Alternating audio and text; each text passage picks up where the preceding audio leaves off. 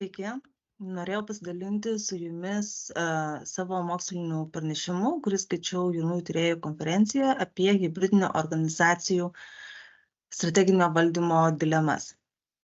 Taigi, mano pranešimo tema buvo hibridinių organizacijų strateginio valdymo dilemos, analizuojant Klaipėdos energiją atvejį. Kas yra hibridinės organizacijos? Hibridinės organizacijos yra tokios organizacijos, kurios veikia viešojo ir privataus sektorių sankirtoje. Ir iš tos sankirtos kyla įvairiausios dilemos.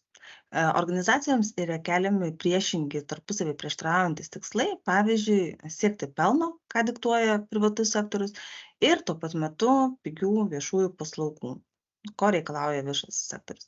Tai iš esmės, tokiame dualumo kontekste organams hibridinių organizacijų tampa labai sudėtinga atliepti abiejų sektorių keliamus tikslus. Būtent tokios organizacinės hibridinės organizacijos yra valstybės ir savivaldybių valdomos bendrovės. Yra kelios pagrindinės teorijos, kurios nagrinėja hibridinės organizacijas. Tai viena iš jų yra suinteresuotų šalių teorija, kuri teigia, kad hibridinės organizacijas veikia skirtingos suinteresuotos šalis, kurios turi skirtingus ir tarpusavėje kartais nesuderinamus interesus. Hibridinių organizacijų organai privalo rasti balansą, kaip atliepti visų tų suinteresuotų šalių interesus. Tačiau pagrindinė kryptis turėtų vis dėlto eiti link visuomenės arba klientų interesų. Tačiau reikia nepamiršti, kad kreipiant organizacijos tikslus link visuomenės ar klientų interesų, turi būti užtikrintas ir tinkamas kitų suinteresuotų šalių interesų atstovavimas. Kadangi tokiu atveju, jeigu hibridinė organizacija pradeda susitapatinti su viena iš suinteresuotų šalių, pavyzdžiui, jinai pradeda orientuotis į pelno siekimą arba pradeda orientuotis į socialinius tikslus, tai yra pirmasis etapas krizės organizacijos, kur galiausiai jinai gali nebeatliepti nei viešojo, nei privataus sektoriaus keliamų tikslų. Kita yra labai svarbi teorija, kuri tyria hibridinės organizacijas, tai agentavimo teorija.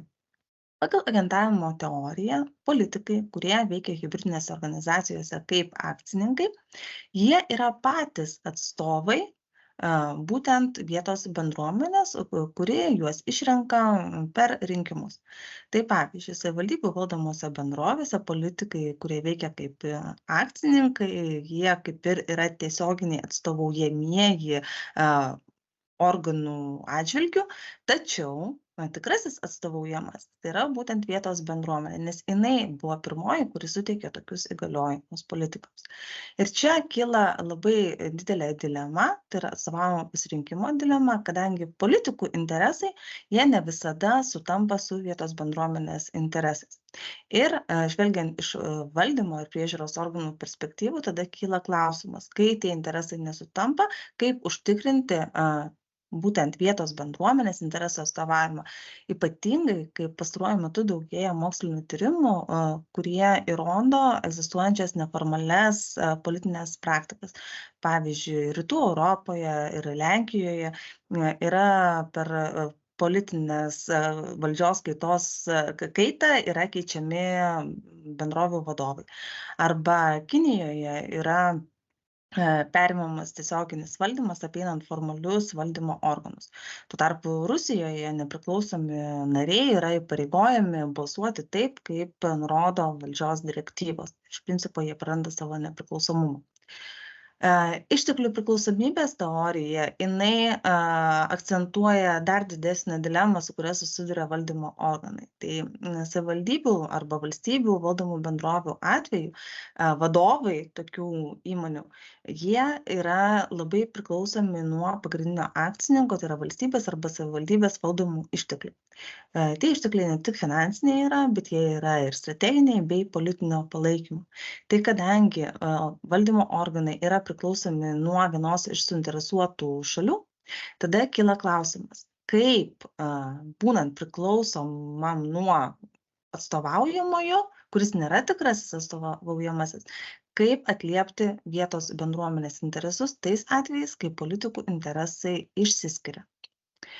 Ir toks šių teorijų formuojamas kompleksiškumas hibridinių organizacijų kelia klausimą, kaip nustatyti ir pasiekti strateginius tikslus organizacijai tam, kad atliepti vietos bendruomenės interesus ir siekti aukštesnės organizacijos vertės, kai organizacijos organai yra priklausomi nuo politinių įtakų ir nuo kitų suinteresuotų šalių interesų. Tai tam, kad nustatyti veiksnius, kurie veikia organų galimybę veikti vietos bendruomenės interesais, nustačiau tyrimo objektą, problemą ir tikslą. Šio tyrimo tikslas tai yra būtent ir identifikuoti tuos veiksnius, kurie veikia, taikant būtent pasiimant Klaipėdos energijos atvejį. Buvo iškelti 4 uždaviniai, kurie leido išsamei ištirti Klaipėdos energijos valdymo problemas ir ypatumus ir naudojami metodai. Tai yra mokslinės literatūros analizė, dokumentų turinio analizė ir atvejo analizė.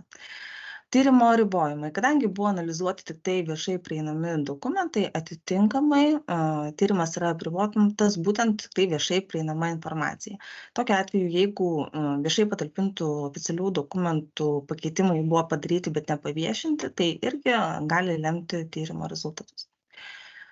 Buvo nustatyta tyrimo strategija ir tyrimo eiga, buvo pasirinkta kokybinė tyrimo strategija taikant atvejo analizę, taikoma jau prieš tai minėtų agentavimo išteklių priklausomybės suinteresuotų šalių mokslinių teorijų prieiga, nustatyti 3 galimi iškeltos problemos scenarijai, buvo įvertinti Klaipėdos energijos strateginiai tikslai, suformuoti tyrimo klausimai, sukurtas normatyvinis Klaipėdos energija modelis, tada papildytas normatyvinis Klaipėdos energija valdymo modelis tomis praktikomis, kurios yra papildomos, kas liečia bendrovės valdymą ir kontrolę, atlikta SSGG analizė ir pateiktos išvados ir rekomendacijos. Tai pirmiausia, buvo suprognozuoti keli scenarijai. Tai yra pirmasis praeitis dabartyje, kai valdymo organai iš esmės priima tik tai operacinio lygio sprendimus.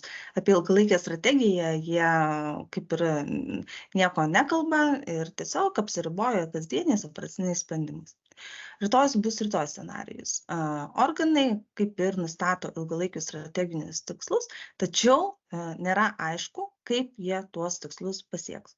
O ateitis yra šiandien scenarijus, tai valdymo organai nustato ilgalaikius strateginius tikslus, jie įsivertina rizikas ir įsivertina priemonės, kaip tuos tikslus pasiekti, tų tikslų siekia. Išanalizavus Klaipėdos energiją strateginį veiklos planą, buvo identifikuota, kad yra nustatyti 3 strateginiai tikslai. Antrasis strateginis tikslas, tai yra ilgalaikis strateginis tikslas, iki 30 metų pasiekti 90% šilumos energijos gamybos iš atsinaujinančių energijos išteklių. Ir analizuojant bendrovės metinius pranešimus, finansinės ataskaitas, pačią veiklos strategiją, buvo nustatyta, kad šis scenarijus rytojus bus rytoj yra priskiriamas būtent Klaipėdos energijos atveju. Kadangi antrasis strateginis tikslas iki 30 metų pasiekti 90% atsinaujinančių energijos išteklių yra priklausomas nuo trečiųjų šalių. Pati Klaipėdos energija iš tikrųjų pagamina apie 20% šilumos iš atsinaujinančių energijos išteklių. Tai yra labai maža dalis to, kiek jinai yra užsibrėžusi savo strateginėme tiksle. Didžioji dalis tokios energijos yra pagaminama privataus nepriklausomo šilumos gamintojo Gren Klaipėda. Ir atitinkamai akcinė bendrovė Klaipėdos energija yra priklausoma nuo trečiojo asmens, Gren Klaipėda priimamų sprendimų, ar jinai pasieks 30 metais savo užsibrėžtą tikslą ar ne. Ir akivaizdu, kad tokios priklausomybės rizika egzistuoja, tačiau jinai nebuvo vertinta veiklos strategijoje. Ir nebuvo vertintos alternatyvos, kaip reikėtų pasiekti užsibrėžtą tikslą tokiu atveju, jeigu Gren Klaipėda priimtų kažkokius tai sprendimus, kurie keistų jos šilumos gamybos apimtis. Tam, kad nustatyti, kodėl susiklostė būtent toks scenarijus Klaipėdos energijoje, pirmiausia buvo sukurtas normatyvinis valdymo modelis.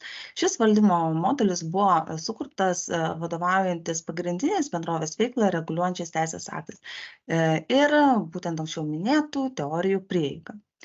Tai Pagal šį modelį vietos bendruomenė, kuri, kaip ir minėjau, yra tikrasis atstovaujamasis pagal agentavimo teoriją ir kurios interesas pagrindinis yra patikima ir tvari šilumos energija būtinosiomis arba dar kitaip mažiausiamis, už mažiausią kainą, būtinosiomis sąnaudomis, jinai suteikia įgaliojimus Klaipėdos miesto savivaldybei atstovauti būtent šiuos jos interesus, veikiant akcinę bendrovę Klaipėdos energija. Klaipėdos miesto savivaldybė, turėdama kontrolinį akcijų paketą, tai yra daugiau negu 3/4 visų balsų, jinai gali tikrai laisvai priimti pati viena visus sprendimus visuotiniame akcininkų susirinkime. Ir mažieji akcininkai, tai yra Gren Lietuva ir kiti akcininkai, kurie yra privatus verslas ir kurių pagrindinis interesas tai yra pelno siekimas, jie negali daryti jokios įtakos. Taigi, pagal tokiame modelyje visuotinis akcininkų susirinkimas renka ir atšaukia stebėtojų tarybos narius, stebėtojų taryba renka ir atšaukia valdybą, o valdyba renka ir atšaukia vadovą. Yra labai aiškiai atskaitomybė. Ir visi organai bendrovės, jie gali veikti vietos bendruomenės interesais, kadangi pati Klaipėdos miesto savivaldybė, būdama didžiausias akcininkas, jinai visuotiniame akcininkų susirinkime būtent veikia vietos bendruomenės interesų naudai.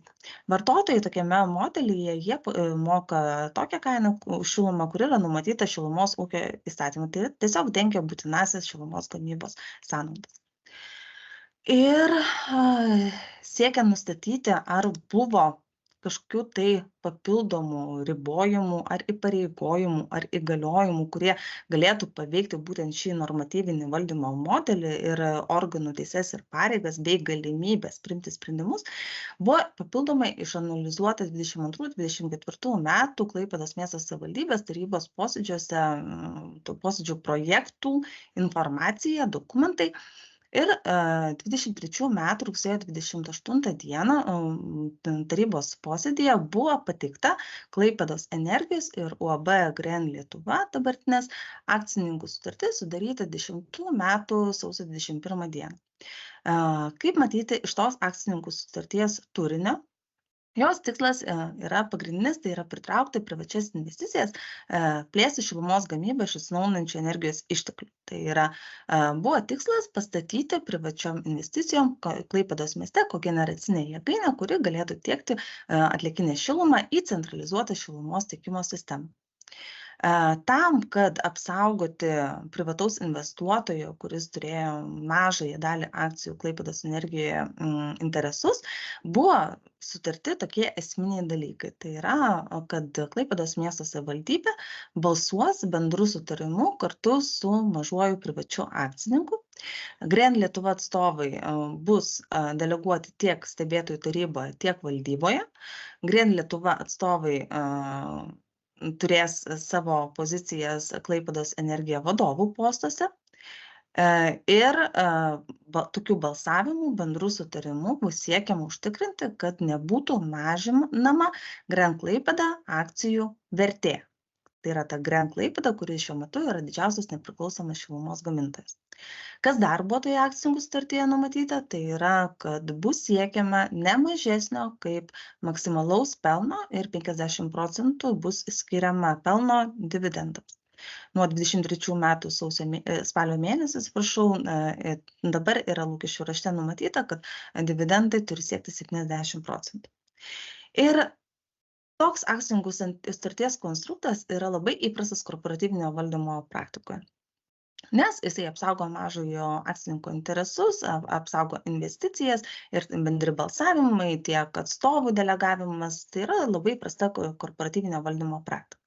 Tačiau reikia nepamiršti, kad tai yra hibridinė organizacija ir jinai yra orientuota ne tik į pelno siekimą, tačiau taip pat ir socialinių tikslų įgyvendinimą. Ir labai įdomu, kad ta akcininkų sutartis buvo sudaryta 20 metais, tačiau nuo 18 metų iš esmės pasikeitė esama reguliacinė aplinka.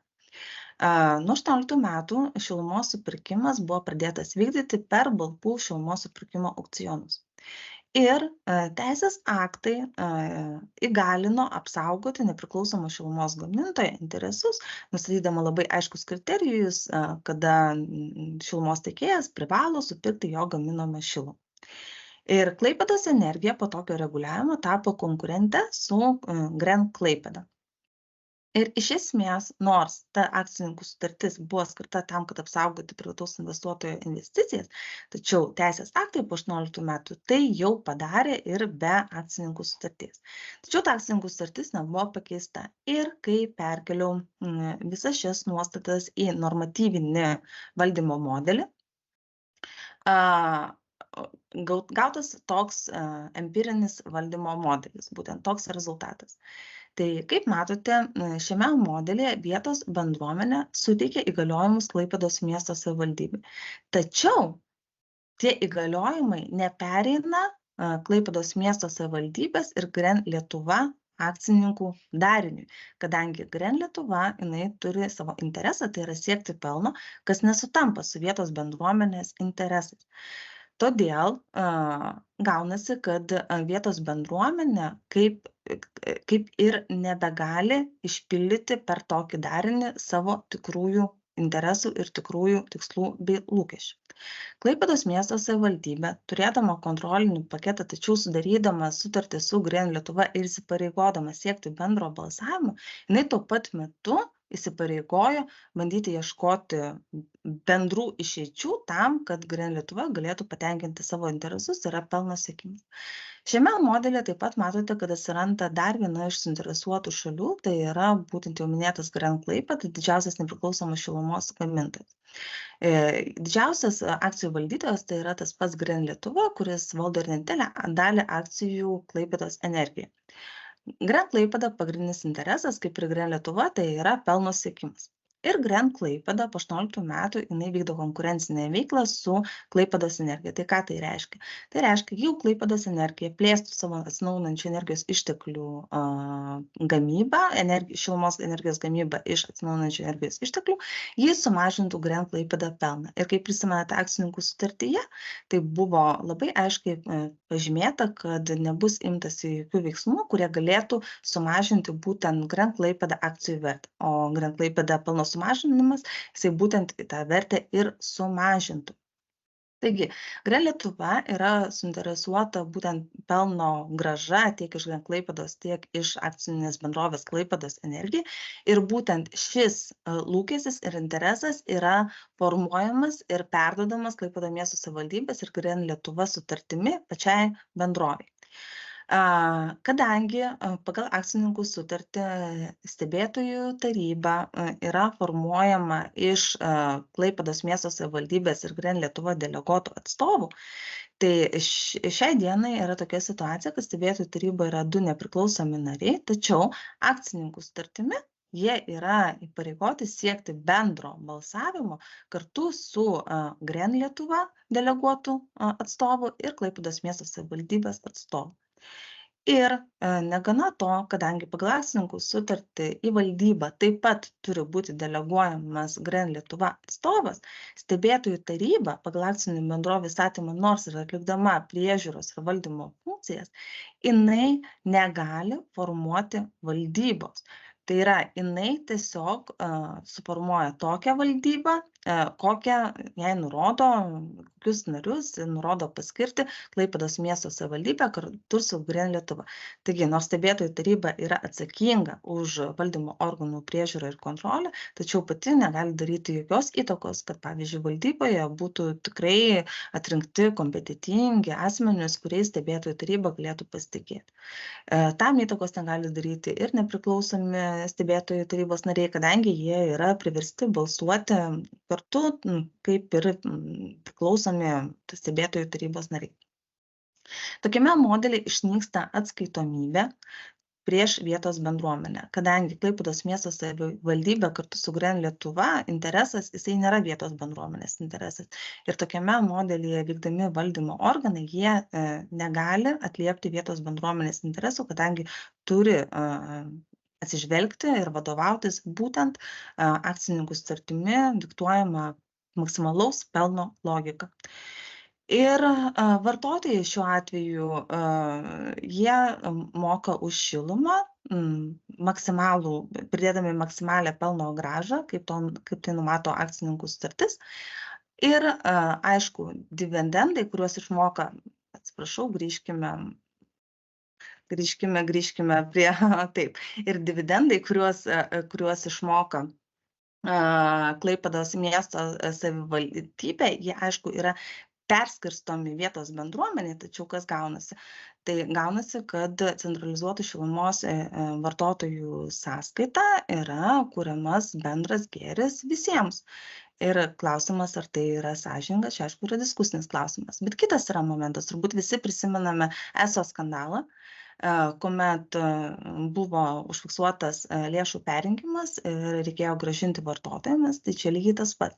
Finansinis pelnas dar nereiškia reguliuojamos veiklos pelno, todėl toks modelis trumpalaikių pinigų srautų, jisai yra pavojingas tiek pačiai bendruomeniai, tiek ir pačiai įmoniai, kadangi jinai sugeneravusi pelną, jinai turi sumokėti 70% dividendų, tačiau per kainos perskaičiavimą jinai gali atsidurti tokioje situacijoje, kad jai reikės grąžinti vartotojams pinigus, tačiau bus jau išmokėti dividendai. Sekantis, tokio modelio buvo atlikta SSGG analizė.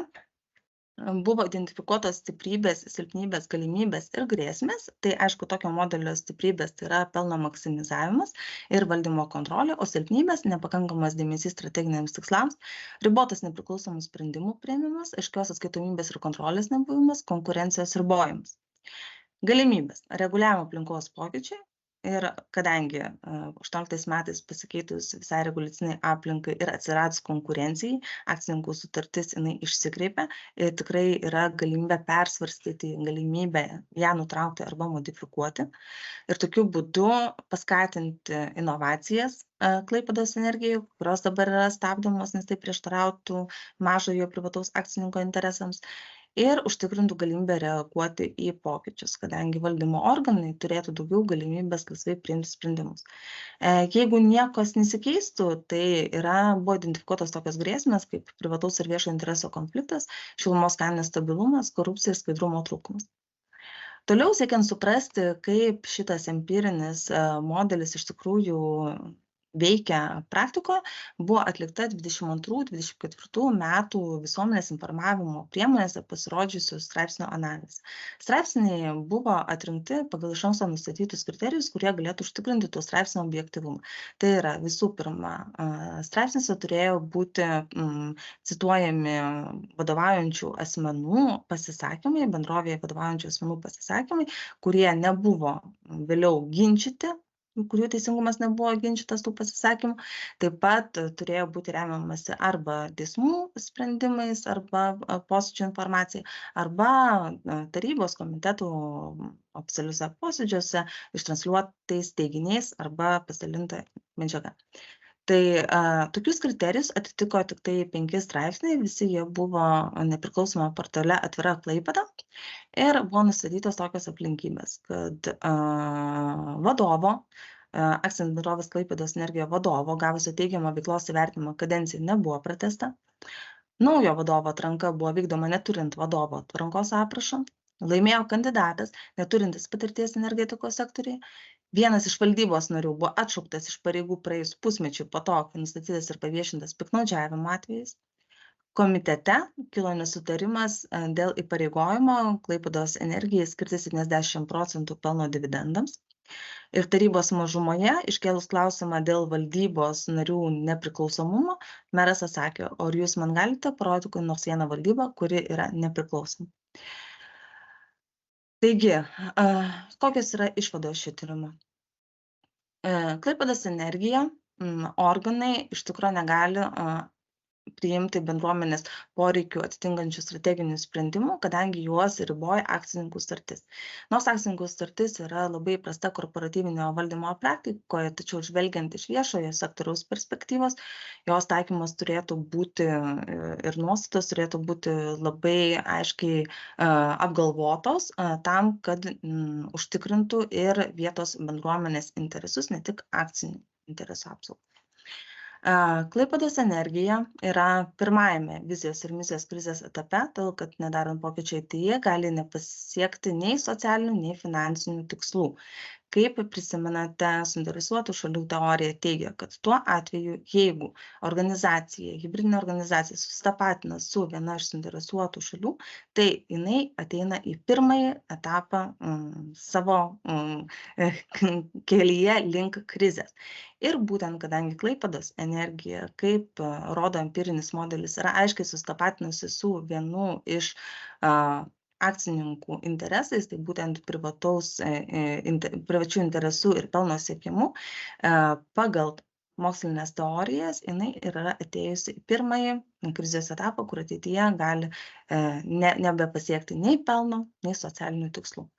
Ir Klaipėdos energijoje veikiančios neformalios praktikos turi panašių bruožų į Kinijoje, kai valdžia perima tiesioginį organizacijos valdymą, apeidama valdymo organus, ir Rusijoje, kai nepriklausomi nariai privalo vadovautis valdžios direktyvomis, taikomis praktikas.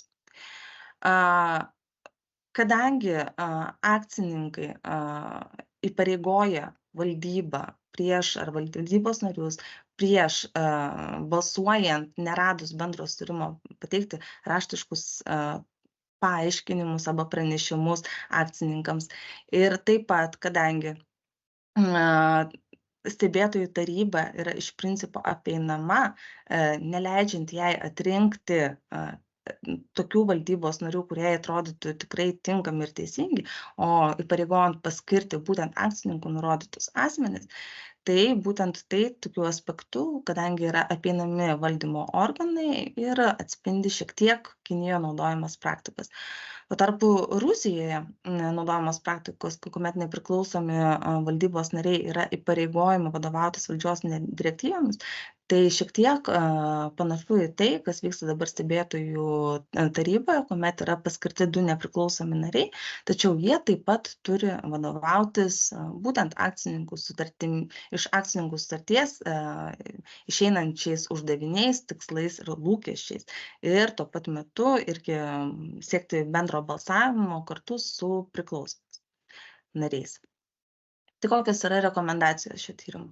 Tai mokslo bendruomenė iš tikrųjų būtina plėsti akcininkų sutarčių hibridinės organizacijos poveikio viešajam interesui tyrimų lauką, kadangi yra labai mažai tyrimų, kurie būtent tirtų akcininkų sutarčių poveikį hibridinėse organizacijose iš viešojo intereso perspektyvos, iš viešojo sektoriaus perspektyvos.